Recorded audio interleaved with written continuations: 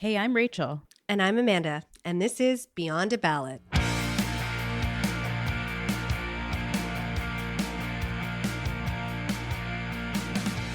Happy Mother's Day to Happy all Mother's Day of the moms. This is our favorite day of the year because we're both moms and exhausted. So finally, moms are celebrated. This is a really exciting episode for us. Hey, Amanda?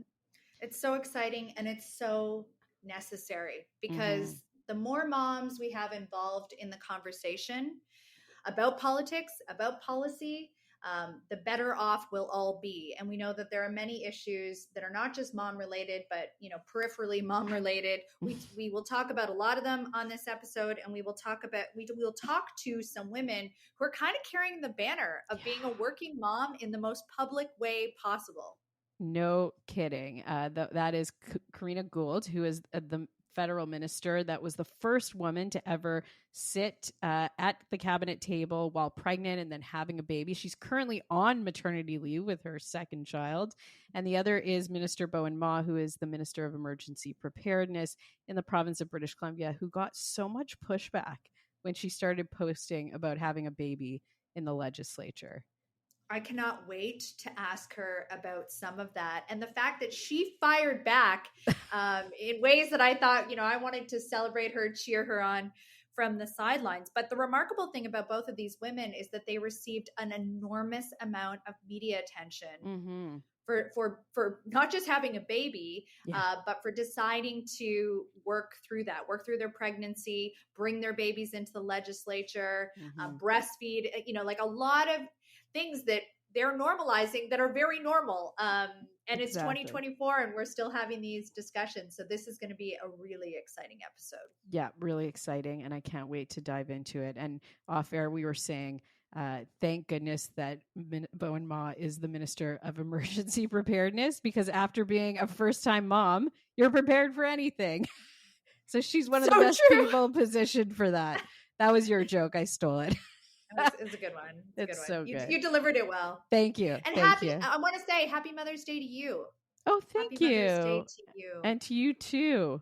And to all of our listeners who are moms. It's a big deal. You're a few years ahead of me with kids, so your hashtag goals when it comes to momming.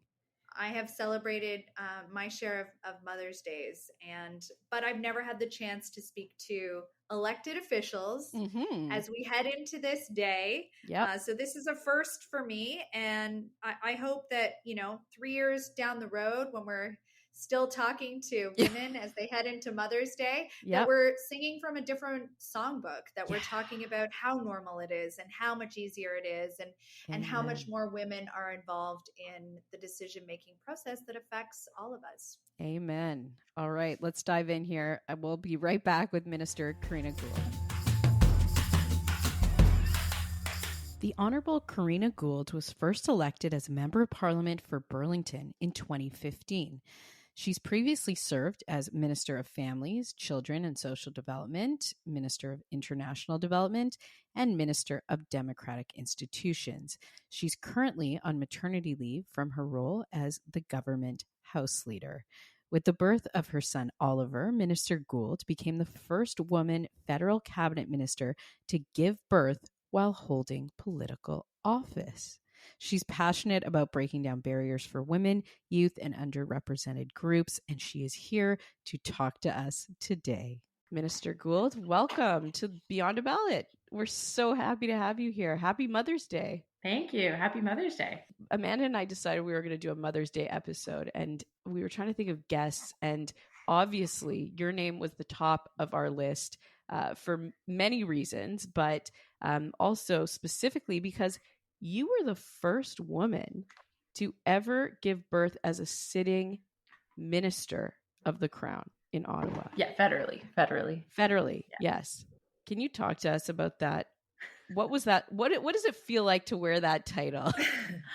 Well, I mean, in some ways it's cool. In other ways, it's kind of sad that it was until 2018 before that happened. But I'm also the youngest woman to have been appointed to cabinet in Canadian history. So there just weren't that many women, of like who are having, like, of the age of having children, in those positions to do that. And it was also very strange because I had to kind of navigate this whole world and figure out what was an appropriate amount of time to take off, because there was no leave. It had never been done before. And so, you know, it's hard to be kind of the first person to do these things, to figure out what's the right way to do it. And I was also really mindful of not wanting to be the last person to do it either. So not making it like so hard that no one would ever want to do it again. And really thinking through. And so now I'm the first and second person. So I'm not going to be the third because I'm not having any more. But this time it was really important for me to take a longer leave, because the first time I only took about 9 weeks. And that was not a smart decision on my part, for either myself or my family. My job was fine. I put everything into my job, but, you know, personally it wasn't good. So this time I'm taking 6 months. And it was really important for me to take longer, both for myself and my family, but also so that whoever the next person is says like they can do that too. So for our listeners, you're probably hearing some baby sounds that many of you will recognize. And that is because on the minister's lap is her new baby, and we get to see her. She's adorable. Talk to us a little bit about this mom life that you have two. You have two daughters. One son and one daughter. One son and one daughter. And you, so you're on the second go.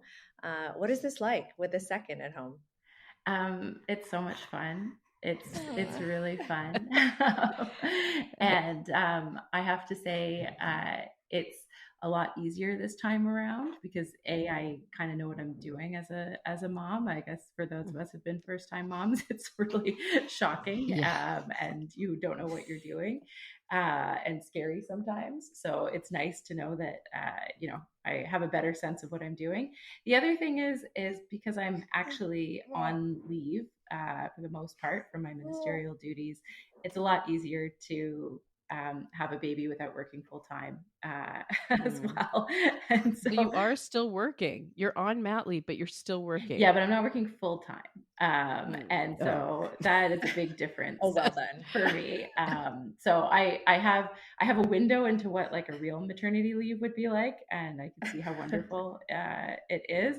But I have to say I'm thoroughly enjoying this time. So yes, I'm still working like part time, but I'm mostly on leave. So that's nice. I want to talk to you about your decision to run, because our listeners know Amanda and I have talked about Amanda never wants to run. I always say I've done everything on a campaign except be the candidate. So I would like to run one day, but like you, I have 2 young children. And even, you know, the nomination process federally is happening now. And, you know, I start to consider, should I put my name in the ring? But I always go back to my children. Thank you. Amanda's going to be my campaign manager. What do you think? Wrong party stripes, but you should. They'd be lucky to have you. Thank you very much.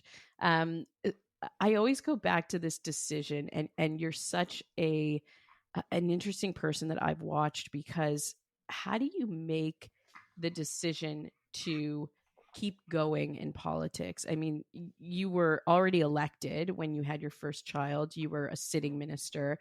You're the government house leader. You were pregnant as the government house leader in Ottawa. How do you rationalize that decision for yourself? Because it's something that I can't do. And so I'm wondering, how do you make the decision to stay in politics with all the pressures, and even, you know, assuming that you figured you wanted to have a family when you were running originally? How did you make that decision? Oh, You're like, I just didn't think about it. Yeah, I kind of just did it. Yeah, so I mean, I decided to run. I was 26 when I decided to run. I was 28 when I got elected. And to be perfectly honest, when I ran, I didn't know if I would win, but I thought I could win. And so I wasn't running because I assumed I was going to run, but it was something I wanted to do. Although a funny story, I didn't think I was going to run. I was like you, I did everything else, right? I thought I was going to, be in the background, be behind the scenes. I love volunteering. Like, I thought maybe if I was lucky, I'd go be a staffer. I wasn't thinking about running.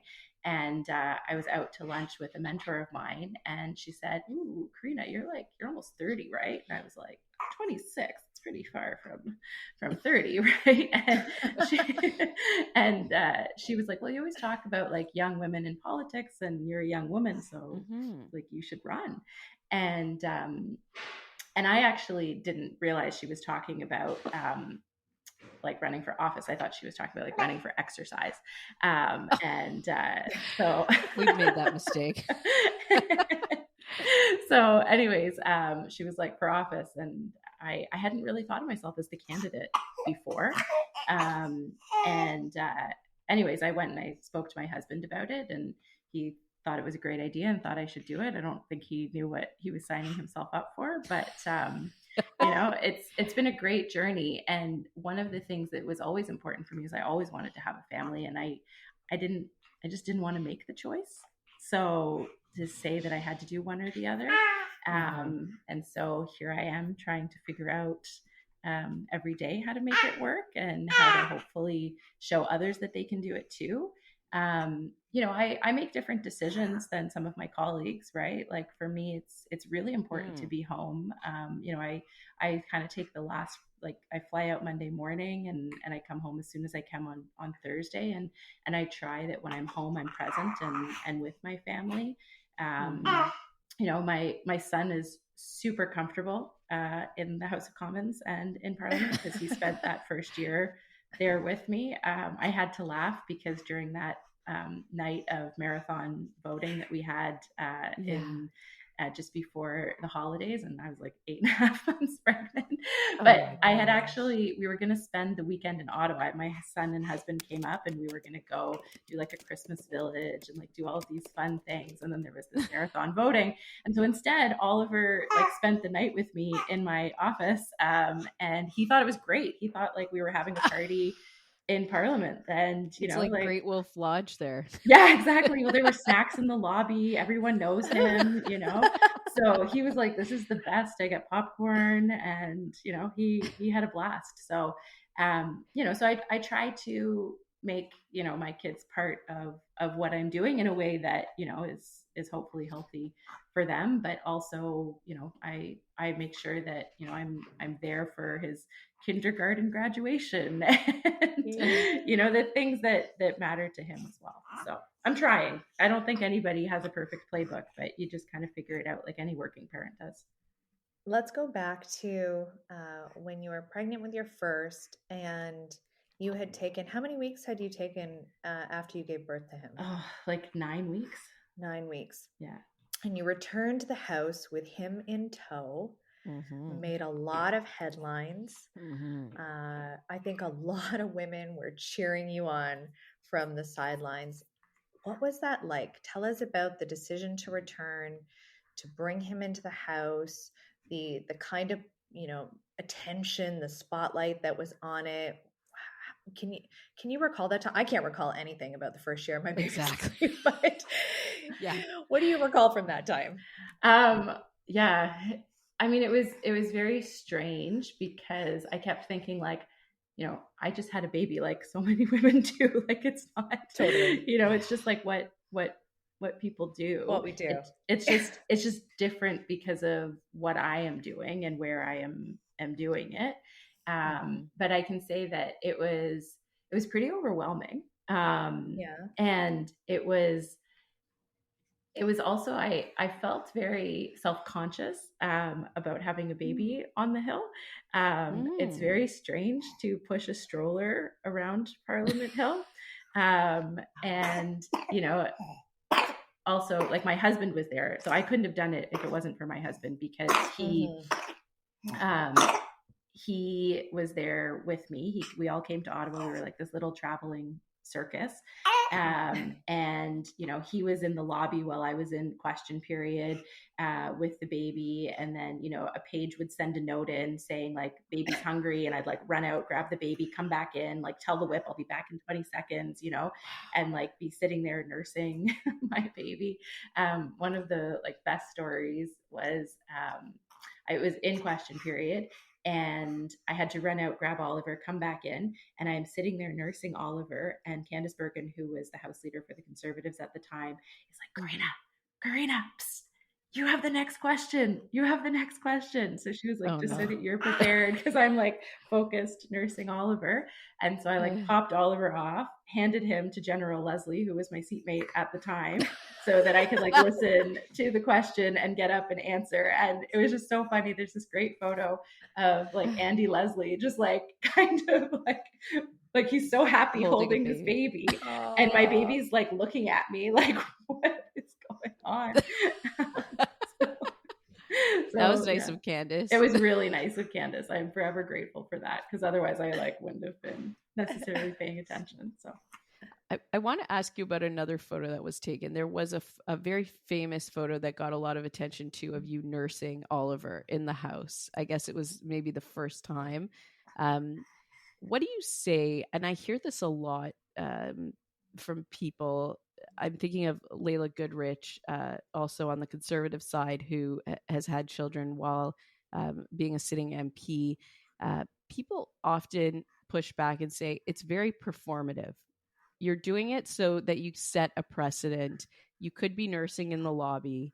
What's your response to a criticism like that? Well, I literally could not, because I was a cabinet minister that had to answer questions. So, and in our question period, you don't get like, Candice Bergen gave me a heads up, but you normally have no heads up, right? Like she was being courteous as a, mother and grandmother herself.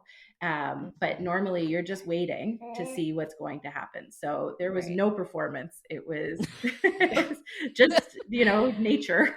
And I was breastfeeding. Right. So, I think it was important, and that's a choice that I made, with my child. So, that was important to me. It was funny when that picture went viral, because it was a couple of weeks after I had come back, but there's a rule in the House that you can't take a photo of someone unless they're speaking. And so there had been no, I guess, opportunity for the media to kind of comment on it until then. And so I was really surprised when it went viral, because I had been in the House for maybe 3 or 4 weeks already, nursing Oliver, and there had been no comment, nothing, like literally nothing had happened. And then all of a sudden this photo, because I guess my colleague Jeanette Petitpas-Taylor was answering questions. So you could see me in the shot. And that's where the media story came from. And so I remember it was so funny, because I had like just put Oliver down to bed, and my press secretary was like, oh my God, Karina, you have to see what's happening right now. And I was like, why now? And then that's when I realized. And so then I tweeted out, like, baby's got to eat. And then people, then everything went wild. Yeah. I just want to touch, because I love parliamentary procedure. I'm a huge nerd when it comes to this stuff. Amanda's rolling her eyes already. But I want to talk about actual parliamentary procedure when it comes to having kids on the floor and breastfeeding without those rule changes, because those were rule changes, right? They amended. It's just always been allowed? No, it's just there's no rule about it, right? So technically you're not allowed to have anybody who's not a member of parliament in the House. We call it stranger in the House. So there's, I mean, when parliamentary rules were contemplated, they never contemplated a baby in the House. Right. Because there were no women. And so they didn't contemplate that. And so there's one rule that says you're not allowed to eat in the House. And so this is, there was an NDP member of parliament in the 2011 parliament who brought her baby in and was nursing. And Andrew Scheer, who was the speaker at the time, kicked her out because you're not allowed to eat in the House. And he did it based on that rule. Serious? Yeah. No, he didn't. He did.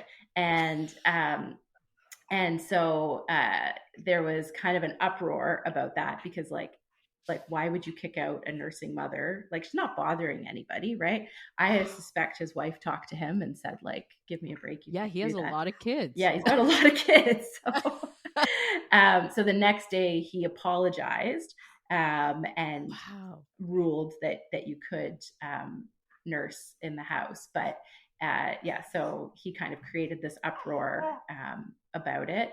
And it's funny, I remember when I was first elected in 2015. So, people run for speaker and they're calling, and it's a campaign. And I asked each one of them, I said, what's your policy for breastfeeding in the house? You did? Wow, good because for you. I was like, I want to know how you're going to respond. I wasn't even really thinking about having kids. I just remembered that was something that happened and was thinking, like, that's not a fair thing to do to new moms, especially because there hadn't been a leave policy, right? So she had to come back because there was no acceptable leave policy. Now we have parental leave for members of parliament, something that came in June 2019, thanks to Bardish Chagger, who was the House leader at the time. But we didn't have it even when I was when I had Oliver. And so, for that member of parliament whose name I can't remember right now, she had no choice, right? She had to come back and, bring her baby with her. So. Wow. So much I didn't know. I'm curious, did you receive any do you remember receiving any negative backlash during that time? Oh, like so little. So little. Good. Yeah. Yeah, it was so little. I can't remember who it was. He worked for Maclean's. He was a columnist when the breastfeeding post went, or breastfeeding photo went viral, had said, like, I shouldn't do that it was unprofessional, and suggested, like, and then there was this whole Twitter debate about, like, well, what would you do? And he suggested, like, well, why don't you just have like a shed in Parliament where women can breastfeed? A shed? So ridiculous. What? So, and he got more backlash than I did. So no, honestly, I have gotten so much positive feedback, and like women in my community, women across the country, like I get such positive feedback, and people who, even if they're not from the same political stripe, I think can relate, to being a new mom or a new parent, and appreciating what it is. I've maybe had a handful of negative comments, but really it's been really positive. It makes me happy. It kind of restores my faith in humanity. I thought for sure you were going to tell me that there were all kinds of crazy Twitter trolls. So not at the time. There probably are now, but probably. But I don't know. 2018 was a happier time. Happier time. I want to talk about geography, because we talked a little bit about this off air, but I'm based in Vancouver, and you're based in Ontario, like Amanda. Where you are is much closer to Ottawa. So your colleagues, for example, I'm thinking of, Nikki Ashton from the NDP, who she has the largest geographic riding in the country, but she's in northern Manitoba. It takes her like a full day to get home to her riding. She actually has 2 young children. Talk to me about the decision to have children, build a family, be in politics, and the impact that your geographic location had on that decision. Because for some, and I referenced Terry Beach, who is a dad of 2 young girls based in Burnaby, BC, and watching him, go to Ottawa and his daughter's 5th birthday that he missed, and his New Year's Day that he missed. There's so many things because of that travel. How did that factor into your decision making? Yeah. So, I mean, again, like when I decided to run, I wasn't really thinking about having kids at the time, but what was important to me was knowing that I was going to have a family. And I remember a conversation that I had in a caucus meeting where someone said to me, totally out of the blue, Karina, you're going to be here for 3 terms. Right. And I did the math quickly, and I was like, oh my gosh, that means I could have a full career and be over by the time I'm 40. And I made the decision in that moment that I didn't want to have this amazing career, but give up having a family, because that was something that was really important to me. And so I just kind of thought I'll figure it out and see how it goes. I'm glad you referenced Terry Beach and the dads, because far too often we only ask these questions of the moms, because I also remember at our summer caucus a year after we were elected, the Prime Minister commented on how we'd had a bit of a baby boom in caucus.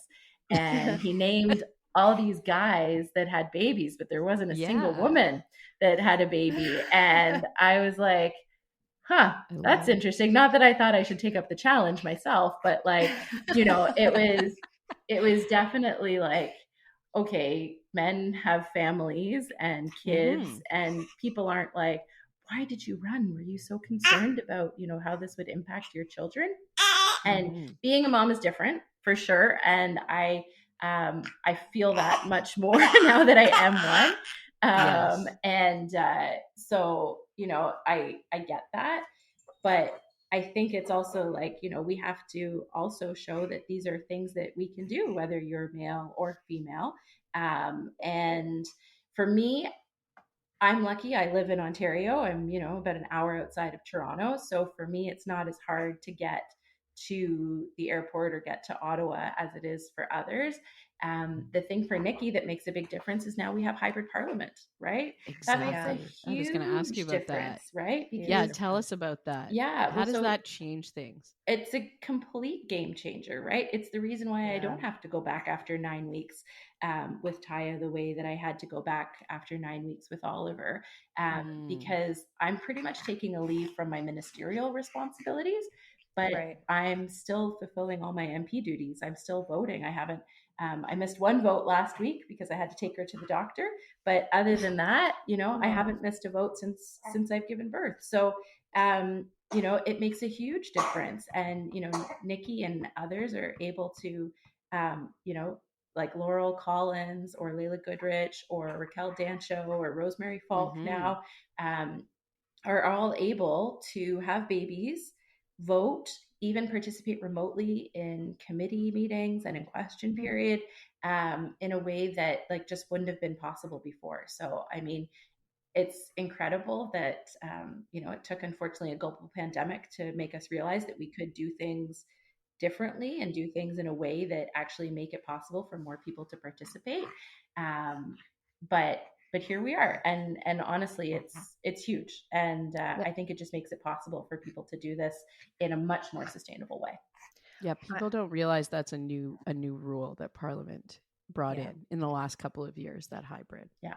So I was thinking as you were talking that you have a perspective that not a lot of people have when they're a sitting MP or minister for that matter. You're working.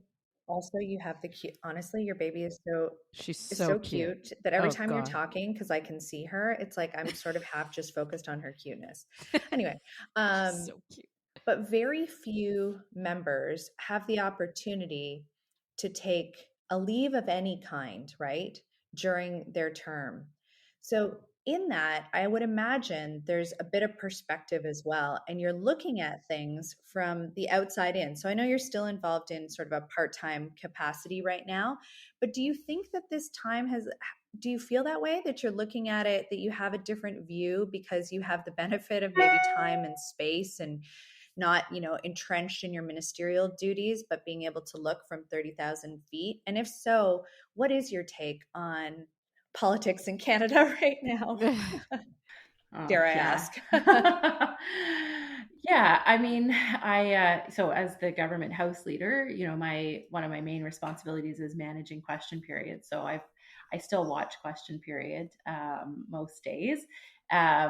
It's interesting and I guess because I've been elected for 8.5 years now, I have been so in the thick of it for so long that it is a really interesting opportunity to take a step back and kind of look at it and watch it as someone who knows intimately how it works, and will be going back to it, but also taking a step outside of it. And I guess one of the things that you know, I see is that it's hard to it's hard to watch it because there's so much kind of hyperbole and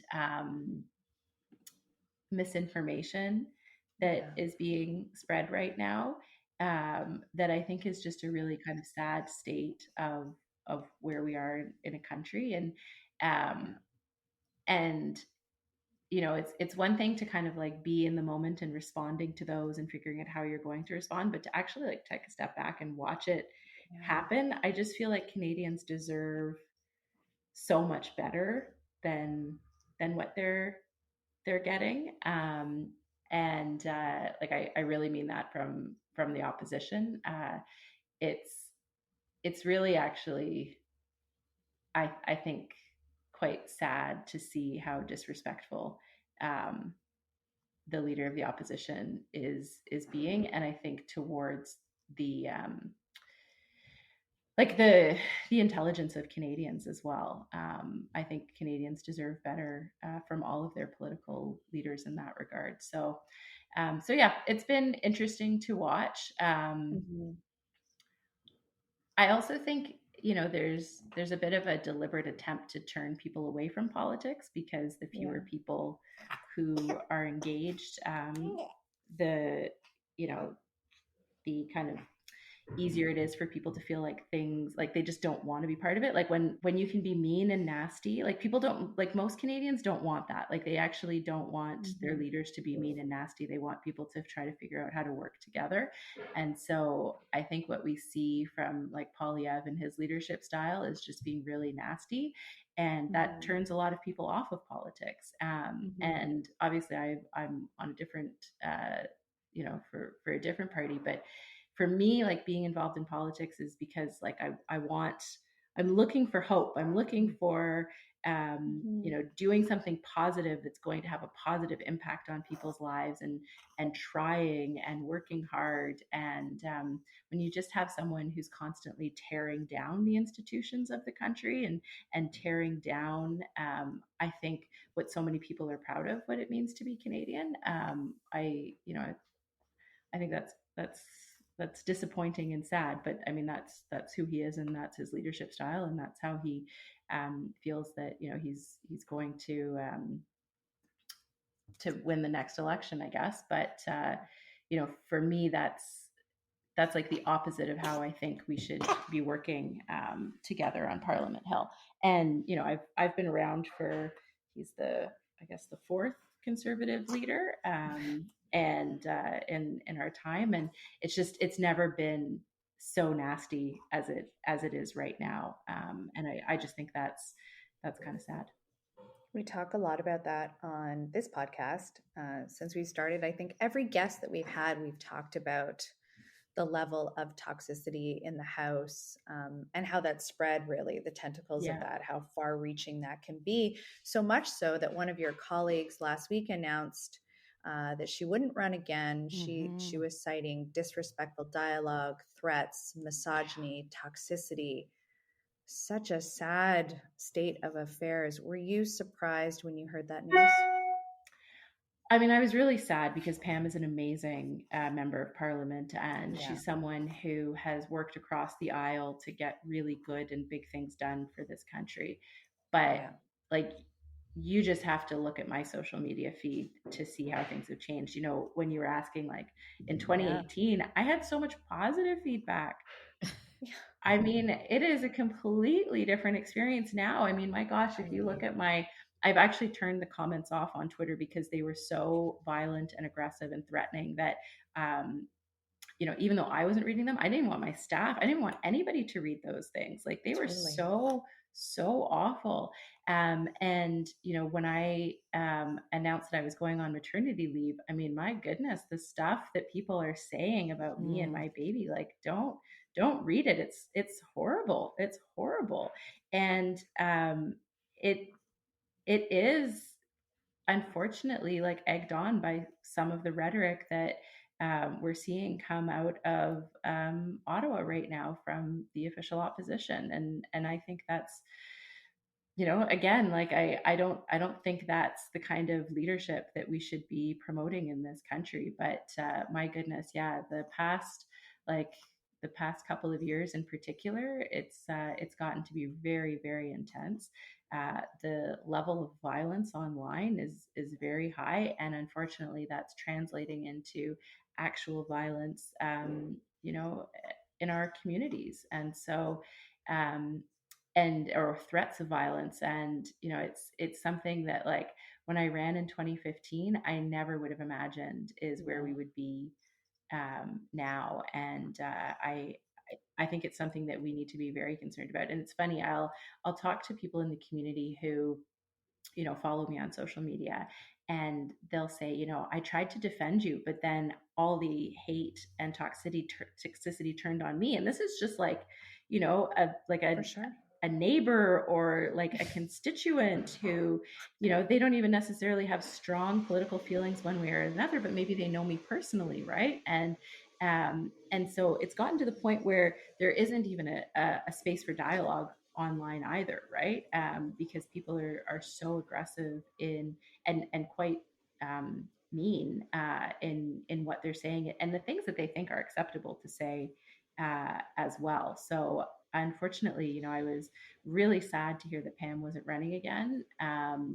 But am I surprised? I don't know. Like, Rachel, when you talk about running for office, like, what I hear from most women who I talk to is they're more worried about the threats and the violence that they're seeing other women in positions of power going through right now. Yeah, and we're not in question period here, and you are a sitting minister, so I'm not going to debate it. But on my side, I question the state of the country and what Canadians are going through, and just the economic situation that so many Canadians are experiencing. And we talk about leadership, and of course, from my side, we question the leadership of the Prime Minister.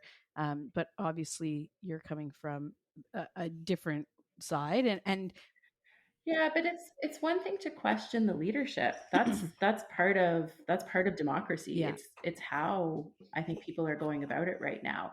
We have a parliamentary system, a Westminster system, where that's the job of the opposition to hold the government to account. It's not to insult them personally, and it's not to make threats against people. So, I think there has to be room for healthy dialogue. And there has to be room for healthy debate. But what we're seeing right now is just not healthy, and it's not taking us anywhere productive. Yeah, and that's because we're not debating ideas; we're debating, Exactly. personality, right, or people, and that's yeah. not. Unfortunately, that's what seems to happen as we get longer and longer into the mandate of governments.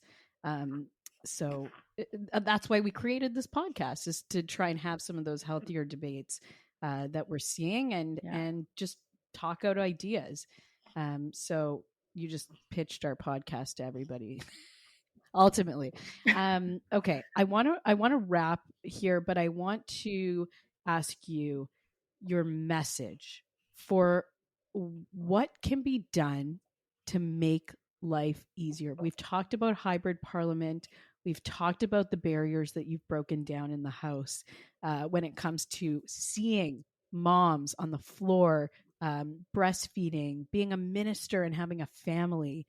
What's your message to the House you're the government House leader? What can Parliament do better to attract younger women, to attract people who want families, to attract moms and dads?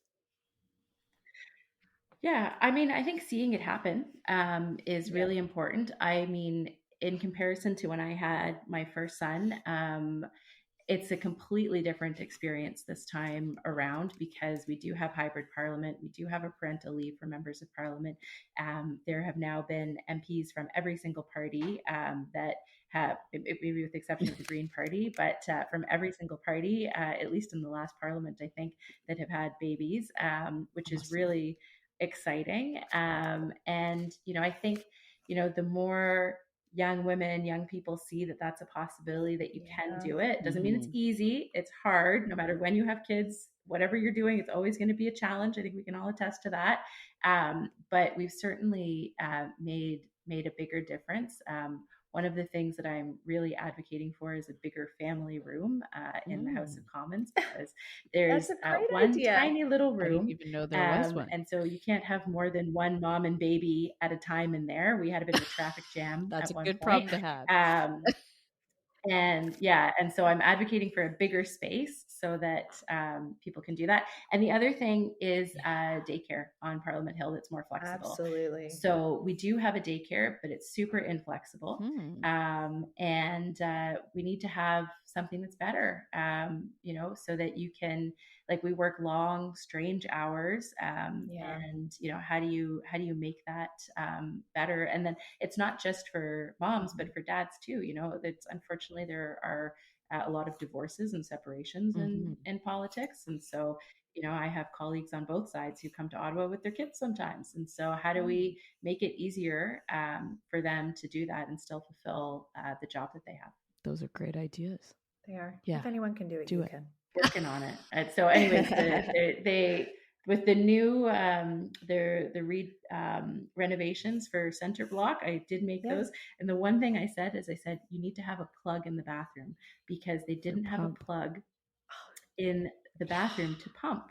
And so for those late night voting sessions, I was like running around being like, where in the world can I pump?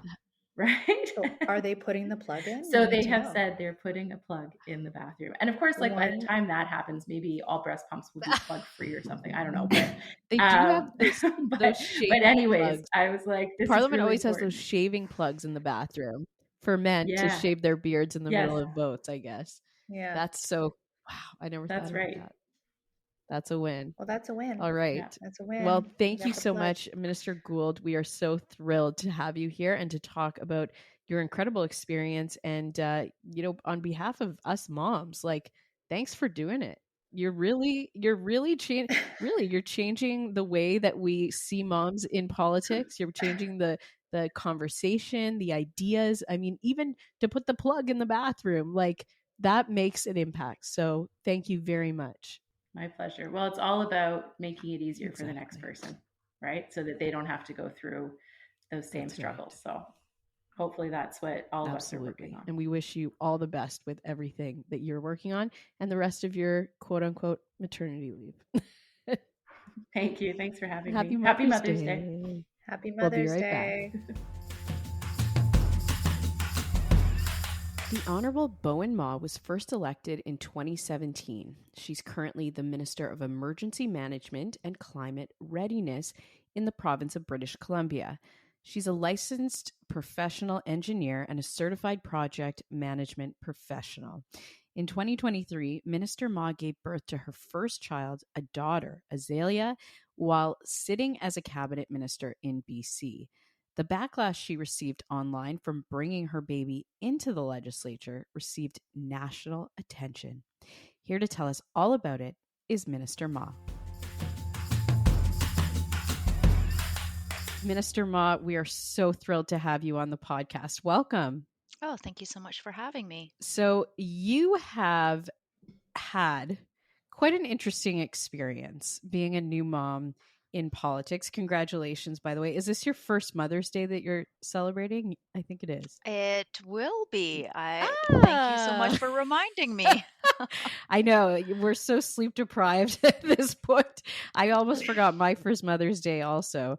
But you had a baby a few months ago, and you are a minister in the British Columbia government. You are somebody who is a great advocate of the government in British Columbia. What am I trying to say? You're really active online. You've kind of brought in this new wave of millennials and younger people into politics in BC. And as somebody in BC, I've been watching that very closely. But the narrative around you as a mom has been super interesting. Do you want to maybe talk to us a little bit about what you experienced both being pregnant as a sitting minister and then once the baby was born and some of what occurred? Yeah, I mean, I will say first off that I have received overwhelming support Mm-hmm. as a minister who is also a mother, and during my pregnancy as well. But of course, there are those elements of our societies that are still maybe uh, not used to, shall I say, not used to or not accustomed to seeing Right.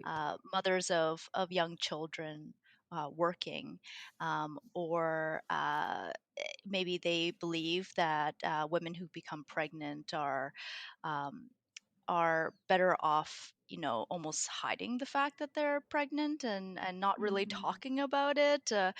Um, so I mean, I have been well supported. I really have to say that off the top. I wouldn't be able to do this work without a extremely supportive leader, Premier David Eby, who insisted that we would be able to make this work. Mm. Me being Minister of Emergency Management and Climate Well, Readiness, he's and having still and having his this. own baby soon, right? Yes, that's right. And you know what? That kind of leads me into maybe some of the maybe that part of your question about what the experience has been like. I mean, and again, I have been very well supported by the leader, by caucus colleagues, by staff, by my community. Mm-hmm. I have a community that recognizes the value of having representation of people from all walks of life and life circumstances, including mothers of young children. Having that in the legislature, they see the value of that. um, but at the same time, uh, y- when it was known that I was going to be uh, giving birth to my beautiful daughter now, Mm. um, one of the common questions was, how am I going to continue to do this work when, as a mother, how could I possibly expect to be able to do that? Um, Premier David Eby is expecting his third child. Nobody's asked him that question, Right. because like Yeah. nobody asks a man how they're going to be able to continue to work with a new baby on the way, because they assume that their wife or the mother is taking care of all of it, Mm. and that Right. the man will be free to continue on in their profession and in their work. And yet there are some people who seem to lack the imagination to imagine a similar arrangement might be possible with supportive husbands and supportive partners of women who are working after having a baby. Um, so that's been very interesting to observe. Mm. I want to talk about your the now sort of famous Twitter exchange. I guess it's not. It's X. It's X exchange, but nobody knows what X is. It's really Twitter. Um, and you had posted not long after having the baby. You had posted these great images of like the crib or the pack Mm-hmm. and play in your office, which is, I mean, for every woman, we have so many working mothers who have experienced exactly that in all kinds of offices all over the country, right? But yours particularly interesting because it's this pack and play, and it's in this particular office. And you had a lot of likes and a lot of supportive messages, but you had this one comment, which was, stay home and be a mother. This is not needed now or ever in the That's legislature. crazy. And you shot back. So tell us about, I'm so glad you shot back because it was the absolute right thing to do. But did that comment take you by surprise? And tell our listeners what you had to say about it. You know, gosh, I received so many comments like that. It wasn't just that one comment.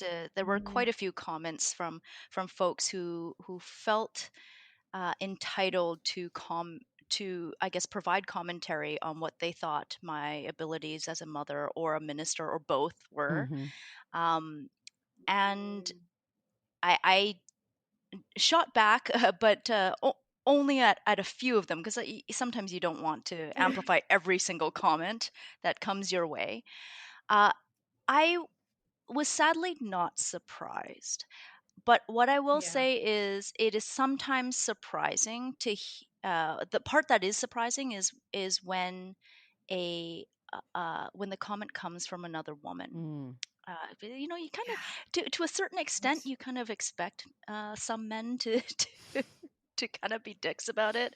But it's disappointing when it comes from women.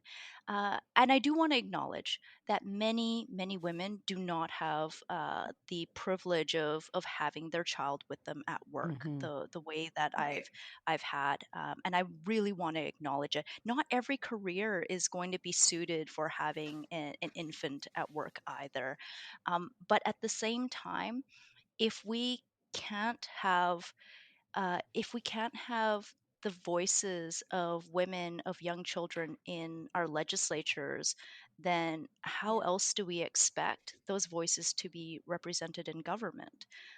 There is an overall benefit to us enabling people from all walks of life, people from different life circumstances, to be able to serve in the legislature, because that's where a lot of that change and that those culture shifts come from. And you know, we need leaders to understand what it's like to raise a young family. And I want to talk about that culture shift, and specifically because Amanda's in Toronto, but I'm in Vancouver.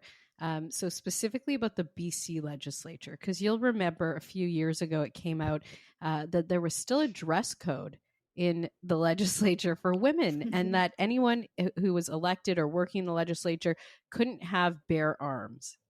I think it was Yes. that was what, 2019 maybe that came out. Only Sounds about right. Yeah, a few years ago. Are our legislatures still archaic when it comes to, I mean, they've adapted the bare arms rules in BC, but are there changes that need to be made to attract women in their childbearing years that want to have a family and want to be in politics? What can the BC legislature do better at this point? Yeah, you know, I mean, uh, being in public office, it is an enormous commitment. It's a commitment that you don't make just for yourself. It's something that you make for your whole family, right? There are politicians whose entire families are quite in the public eye as a result of, you know, their parents' choice to run. It impacts it impacts a lot of aspects of your family life. Like, for instance, when I'm here in Victoria, because my daughter's still very young and she's fully nursed, so she has to be close to me. But I still also have to work, and so my husband, her father, made the decision to basically be her full-time caretaker. So he comes to Victoria with me. He comes into my office with me. He's actually outside my door right now while I'm doing this podcast, in case my daughter, who's sleeping in the supply closet next to me, wakes up and he needs to jump in and grab her, right? So every time that I'm here in Victoria, our whole family comes. That's how we make it work.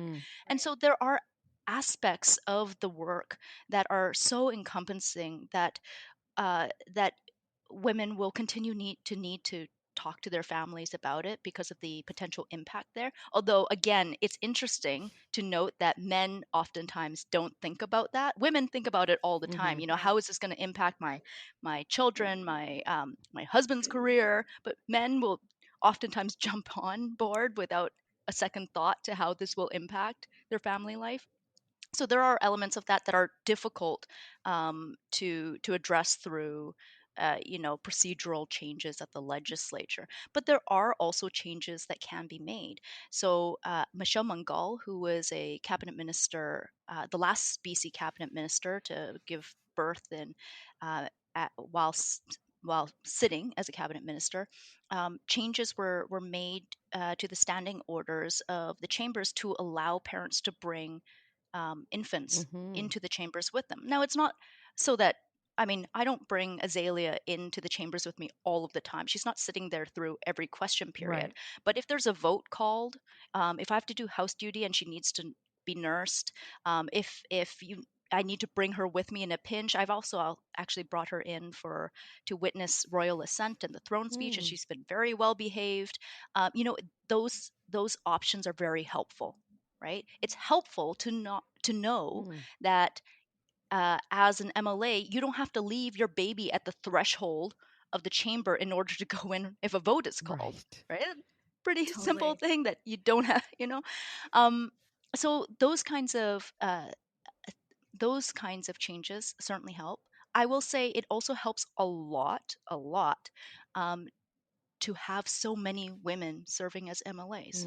So we can back each other up about why these kinds of changes are needed. And we actually have the first clerk of the House who is also a woman in BC history, Kate Ryan Lloyd.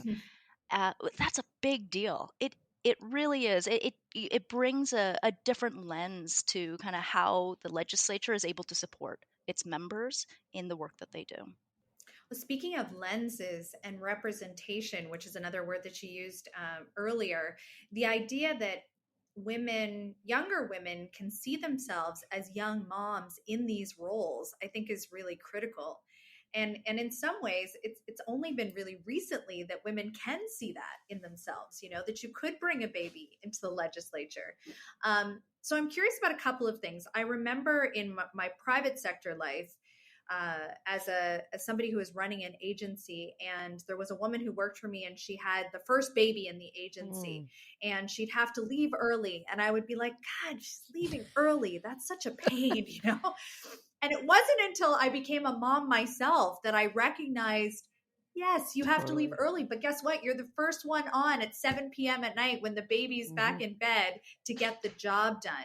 So in terms of representation, do you feel like you have a new lens to, and do you think that some of the interests of moms and women our age becomes more critically important to you in your role now that you are a mom? Oh, 100%.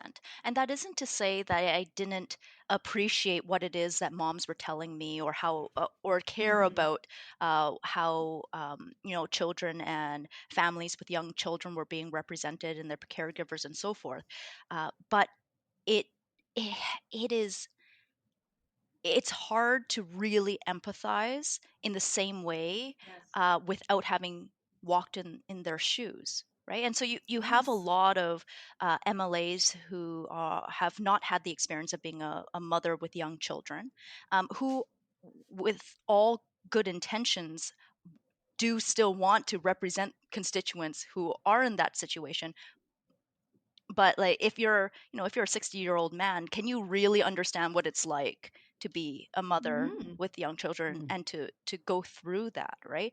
um I think it really gives me a greater appreciation for what it's like.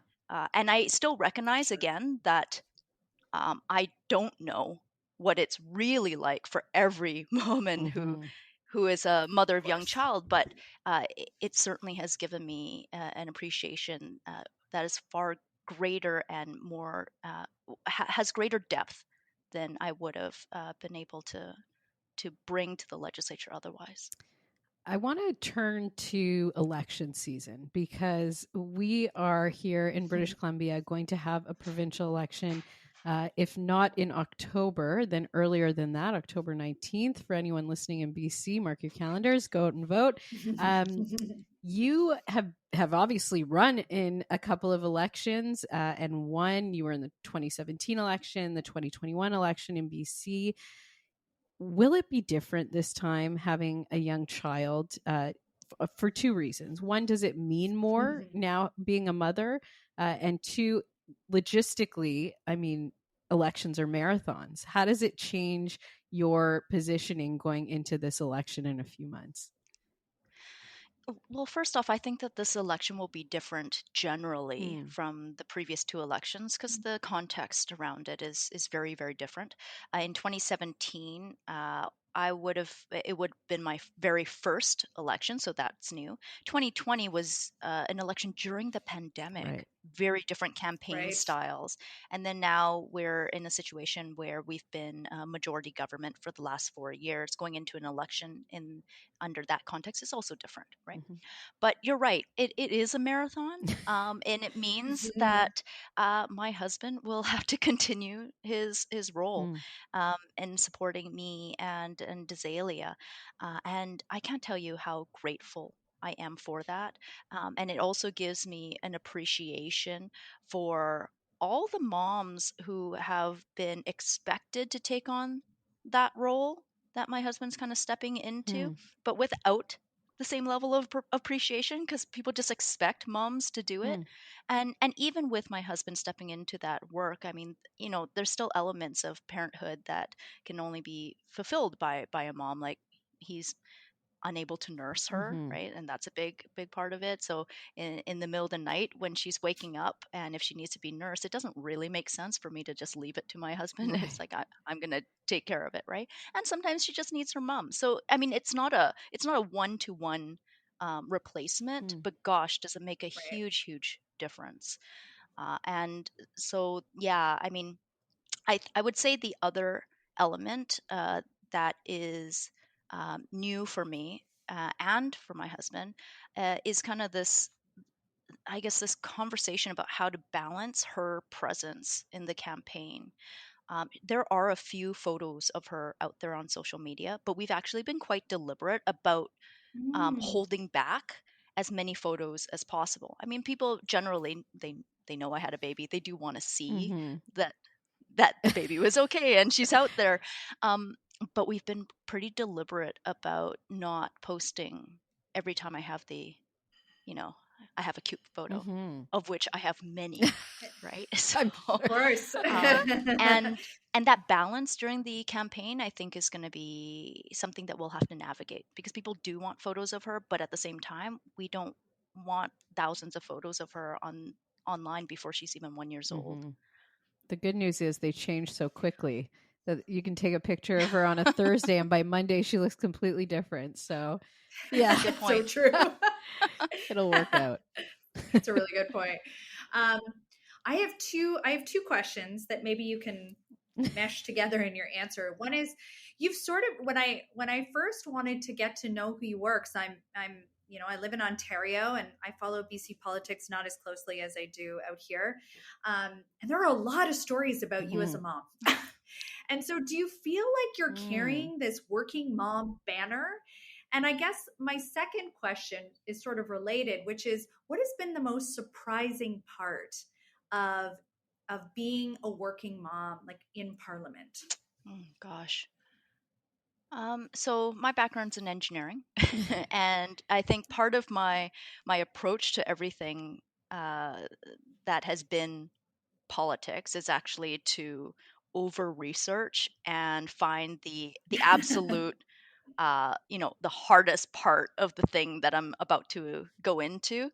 So I did that when I decided to run. I sought out all of the stories and experiences to steady myself for the worst it could possibly be, and then be pleasantly surprised that it's not as bad as I thought it would be. And so I think I took that approach to this as well, where I really prepared myself for it to be the hardest thing I have ever done in my entire life, and over arranged, and just kind of prepared everything to kind of make it work. And it actually did. It's not been as bad as I was prepared for. But again, it helps a lot having a supportive partner, right? I think that that's a big part of it. And then I forgot your first question already. As I was about, sorry, I should never mesh two questions together either. Here, like, what's wrong what with did me? she ask? I forget my first question. No, I don't. About, do you feel like you're, with all of the attention and media coverage, do you feel like you're carrying the banner, like the working mom banner? You know that saying, people expect mothers to work like they have no children and to parent like they don't have a job. Yes. I do feel that, and I do feel like gosh, like I really have to make this work, because I have to show people that it's okay for women to try to pursue both, and it's okay for women to not as well, right? It's okay for a woman to decide that they don't want to ever become a mother, and it's okay for a woman to decide that they will become a mother and put their career aside for something different, and that's totally fine. But because I am attempting to do both. Yeah, I feel a lot of pressure to show that that it can be done, and I do feel anxious about, if I underperform as a minister, that it's attributed to the fact that I have a child. I would rather it be attributed to just make me accountable for my own performance as a minister. I don't want it to be attributed to the fact that I had a child, because I think that sets things back for other mothers. That's So well said. Great point. Okay, I hear the bells ringing, and I'm actually getting anxious that your daughter's going to wake up from her nap. How do you navigate that is one question, but I want to leave us on a final note on what your advice is to women who are thinking about putting their name in the ring to run, but also want a family, and making that kind of calculation on, okay, maybe I'm, I don't know, let's say 31. I love politics. I want to run in this provincial election in BC, but I also want to have a family in a couple of years. What's your advice to women that are thinking about that? Well, maybe I'll answer that by describing what, I guess, the circumstances that had to be in place for me to feel like I would be successful in this. And a big part of it, again, is support from my leader, my party leader, and my caucus. So other members, my colleagues, other members of the caucus, they um, there are elements of the work that we all have to participate in, and we all share in that work. And my caucus colleagues actually took on a little bit more of that work so that I could have more time for Azalea, and that made a big difference. Having a staff team that wants you to succeed and wants to support you, having a community that, again, recognizes the value of having your voice there and is going to be willing to back you up, right?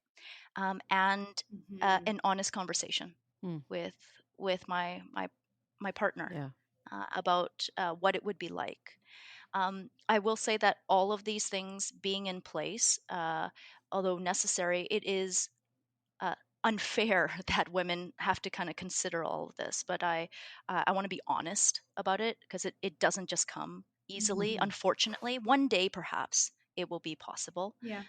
But it is until that day. I want women who want it all to be successful, and to kind of watch out for those signs of readiness and support.